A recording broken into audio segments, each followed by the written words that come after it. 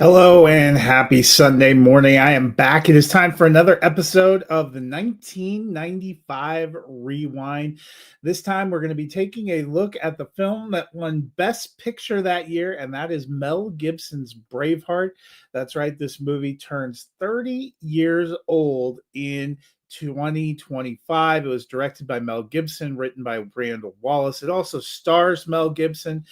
He won a couple of Academy Awards for this. It won 5 Oscars in total, as I mentioned, including Best Picture. He also won Best Director. It was nominated for Screenplay, but won for Cinematography. It also won for Best Effects and Sound Editing and Best Makeup. No acting nominations, kind of, I guess, a little bit of a surprise. Gibson winning for directing would have kind of covered that. You probably didn't expect to see him get both, but this one just a fascinating film, very well done, kind of an epic in scope. I know some people were not pleased that it was the winner of Best Picture, would have leaned another way. That happens with a lot of Best Pictures.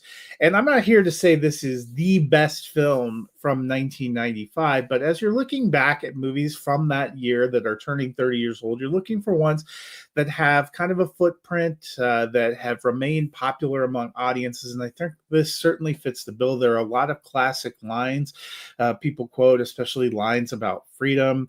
There are some funny moments, some fun moments. Gibson very engaging as William Wallace. The battle sequences are very well done. A lot of the sequences in between are well done. It's a longish movie, almost 3 hours long, but it covers a lot of scope of that era of history in Scotland. Whether or not it's historically accurate, most historical biopics take a lot of liberties with history. I'm sure this one does as well.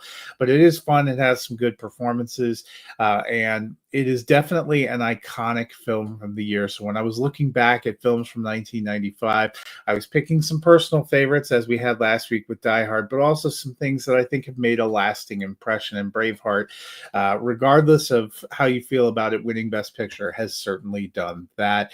So that is this week's 1995 Rewind. I'll be back next week with another tense kind of uh, military driven drama. So you can look forward to that.